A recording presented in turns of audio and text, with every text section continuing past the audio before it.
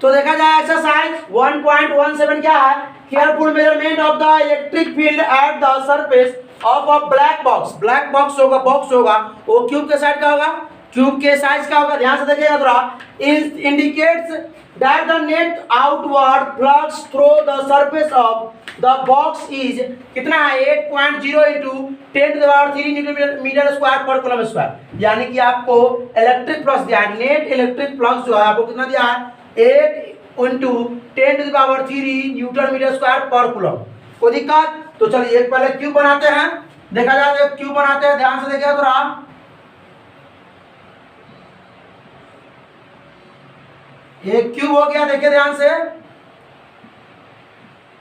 अब देखिए ये क्यूब जो है, ये क्यूब के साथ कोई चार्ज होगा तो इसका नेट फ्लक्स जो दे दिया है इलेक्ट्रिक फ्लक्स कितना दिया 8 इंटू 10⁻³ न्यूटन मीटर स्क्वायर पर कूलम। कोई दिक्कत? ये आपको दे दिया है, ठीक है। तो भाई इसके अंदर क्योंकि ये सरफेस है, सरफेस के अंदर जब तक कोई चार्ज नहीं होगा तब तक फ्लक्स कैसे निकल जाएगा। तो हमने मान लेते हैं इसके अंदर जो है, मान लेते हैं हम कि इसके अंदर क्यू चार्ज है। कितना चार्ज है? क्यू चार्ज है। तब ना भाई इसके वजह से चार्ज होगा इसके अंदर, तब ना इसकी वजह से क्या बनेगा इलेक्ट्रिक फ्लक्स बनेगा। अब देखा जाए ध्यान से, पहला क्वेश्चन आपसे पूछा है what is the net charge in charge box, यानी इसके अंदर जो चार्ज होगा वो कितना होगा। पहले तो कुछ ना कुछ चार्ज हुआ, चार्ज था, इसके वजह से इलेक्ट्रिक फ्लक्स बना।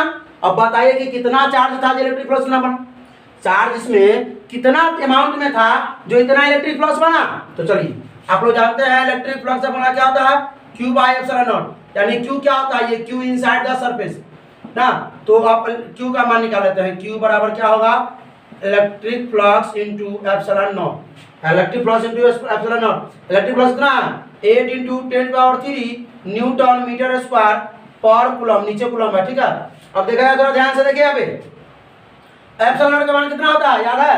एप्सिलॉन नॉट का मान नहीं याद है, याद कर लीजिएगा, ठीक है। 8.85 into 10⁻−12 coulomb square per newton metre square, coulomb square per newton metre square, ठीक है।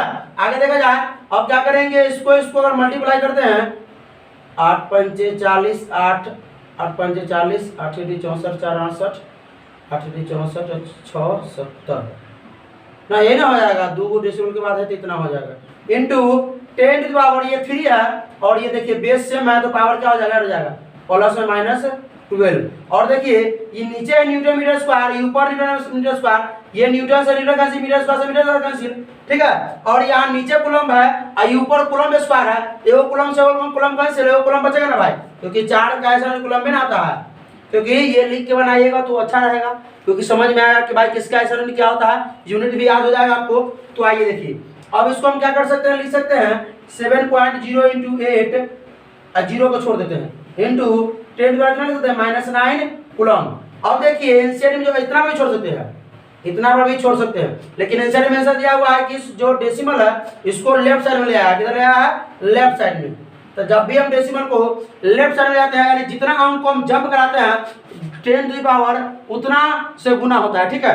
तो हम इधर 1 2 को जंप कराएंगे, तो Q इक्वल टू क्या हो जाएगा 0.7 और 0 को छोड़ दीजिए, 8 को भी छोड़ दीजिए इंटू 10 पावर 9, कितना जंप कराए हम देखिए ध्यान से थोड़ा, 1 2 देखा ना, यहाँ से देखा जाए ध्यान से, यहाँ से देखा जाए कितना जंप कराया हमने 1 2, ठीक है।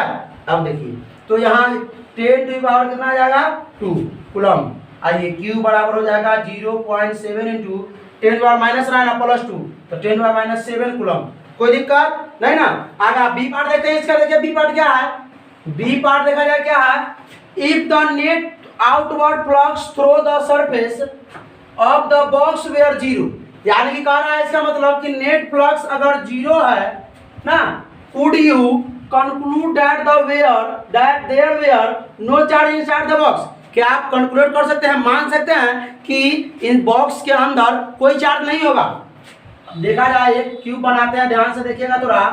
अब ये देखिए ध्यान से थोड़ा, ये कह रहा है सवाल कि क्या इलेक्ट्रिक फ्लक्स 0 है, तो हम मान सकते हैं कि इसमें क्यों नहीं होगा, चार्ज इस बॉक्स के अंदर नहीं होगा, नहीं मान सकते हैं, क्योंकि ये इलेक्ट्रिक फ्लक्स का जो फॉर्मूला होता है, इलेक्ट्रिक फ्लक्स का जो फॉर्मूला होता है वो Q बाई क्या होता है एप्सिलॉन नॉट। ये सीधे Q नहीं होता है, ये क्या होता है, Q inside the surface, Q inside the surface. ये सरफेस के अंदर जो होता है वो Q जितना भी टोटल जितना भी है आपके जितना भी चार्ज है सभी को ऐड कीजिए, बाय एप्सिलॉन से भाग दीजिए तो आपका इलेक्ट्रिक फ्लक्स निकलेगा। तो ये कभी नहीं कह सकते हैं हम कि इसके अंदर जब इलेक्ट्रिक फ्लक्स जीरो है तो क्या होगा, ये इसके अंदर चार्ज नहीं होगा, क्योंकि जब तक कोई भी सरफेस है उसके अंदर चार्ज नहीं है तो इलेक्ट्रिक फ्लक्स का मान निकल भी नहीं करेगा, क्योंकि चार्ज रहेगा उसके बाद ना इलेक्ट्रिक फ्लक्स का मान निकलेगा। तो हम ये नहीं कह सकते, तो ये आंसर होगा नो। क्या होगा आंसर, नो। ठीक है, तो अब हम ये कह सकते हैं, ये कह सकते हैं, सुनिए ध्यान से, क्योंकि इसके अंदर हम एक चार्ज ले सकते हैं Q और एक चार्ज ले सकते हैं माइनस Q। अगर Q और माइनस Q ले लिए तो हम नेट प्लस जीरो निकाल के देखा, देखिए क्या हो जाएगा, QE यानी नेट प्लस Q, तो ये हो जाएगा आपका Q प्लस एगो Q है एगो माइनस Q है, अब आई में एप्सिलॉन नॉट, तो इलेक्ट्रिक फ्लक्स इक्वल टू क्या हो जाएगा, Q और minus Q zero, zero by epsilon not, यानी इलेक्ट्रिक फ्लक्स बराबर क्या हो जाएगा, क्या हो जाएगा, जीरो। तो अब हम ये कह सकते हैं क्या, ये हम क्या कह सकते हैं, ये तो हम नो लिखना ही पड़ेगा क्योंकि इसका आंसर जो होगा नो होगा, क्योंकि अब हम ये कह सकते हैं कि नेट चार्ज जीरो होगा तब इलेक्ट्रिक फ्लक्स जीरो हो सकता है। ठीक है, ये नहीं कह सकते कि इलेक्ट्रिक फ्लक्स और जीरो है तो चार्ज नहीं होगा, चार्ज इनसाइड नहीं। हम ये कह सकते हैं कि नेट चार्ज जीरो होगा तब इलेक्ट्रिक फ्लक्स जीरो होगा। नेट चार्ज देख रहे हैं ना, यहाँ पर ऐसा हो सकता है कि Q रहे, ऐसा हो सकता है 2Q और Q रहे, तो हम ये कह सकते हैं कि नेट चार्ज भी सेम चार्ज रहेगा, नेट चार्ज अगर जीरो हुआ तो हम कह सकते हैं कि इलेक्ट्रिक फ्लक्स जीरो, क्योंकि नेट चार्ज जीरो नहीं भी हो सकता है कभी कभी, क्योंकि अगर इसके अंदर 2Q है और Q है तो नेट चार्ज जीरो होगा, इसका नहीं ना होगा। अब देखिए यहाँ 2Q है, यहाँ 2Q है और माइनस 2Q है, तो हम कह सकते हैं कि नेट चार्ज जीरो, तो ना लिखा गया है कि net charge if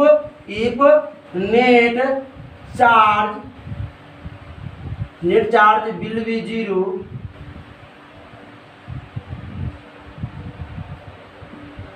then electric flux also zero, ये लिख सकते हैं। ठीक है, यदि नेट चार्ज अगर जीरो होगा तब जो है इलेक्ट्रिक फ्लक्स जीरो हो सकता है ना, जीरो हो सकता है। नेट चार्ज अगर inside the cube net charge अगर जीरो नहीं है तो क्या हो सकता है, इलेक्ट्रिक फ्लक्स जीरो नहीं मान सकते। ठीक है, और इसका आंसर जो है शायद आपको माइक्रो कूलम में दिया है, किसमें दिया है, माइक्रो कूलम में। ध्यान से थोड़ा देखा जाए तो हम क्या करते हैं, ये डेसिमल को और एक और जब ले आते हैं तो एक 10 से और गुना हो जाएगा, या यहीं पर देखा जाए, एक मिनट इसको हम क्या करते हैं, ये एक और इधर ले आते हैं।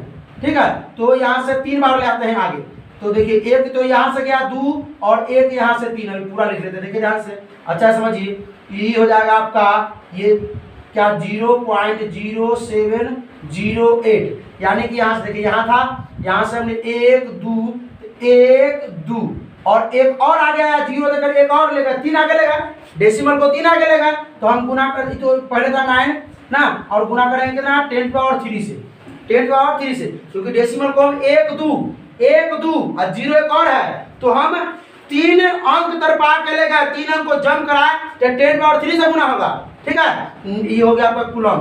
ठीक है, तो याद देखिए हम इतना क्यों कर रहे हैं, ये आपका 0.07 इंटू इसको छोड़ दीजिए सबको, 0.07 10 बार कितना रहेगा, -9 और +3 तो -6 और कूलम, तो ये क्या है, -6, 10⁻⁻6 क्या होता है, कूलम, माइक्रो कूलम होता है, माइक्रो होता है ना, यानी 10⁻⁻6 क्या होता है, माइक्रो होता है, 10⁻⁹ नैनो होता है कि ना होता है, होता है कि ना, पिको होता है 10⁻12, ठीक है, मिली होता है 10⁻⁻3, समझ गए। तो चलिए हम उसको लिख सकते हैं क्या, इधर नहीं आएगा, इधर देख लीजिए, Q बराबर क्या हो जाएगा 0.07 माइक्रो कूलम। ठीक है, ये आपका आंसर हो गया।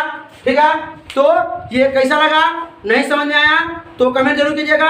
ठीक है, और पढ़ाई करते रहें, ऑल द वेरी बेस्ट।